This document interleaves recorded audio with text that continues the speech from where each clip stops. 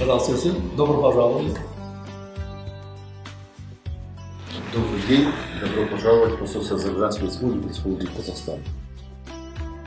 В 2016 году получил назначение на должность чрезвычайно полномочного посла. Естественно, сравнив Астану 2006 года и 2016, это было практически невозможно, потому что город стал намного больше, намного красивее.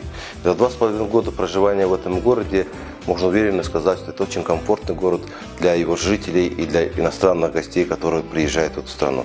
С каждым годом все больше и больше становится туристов из Азербайджана. Они уезжают отсюда очень хорошими впечатлениями. Поздравляю всех казахстанцев с этим прекрасным праздником, 20-летием города Астаны. Я хочу пожелать благополучия и дальнейшего развития.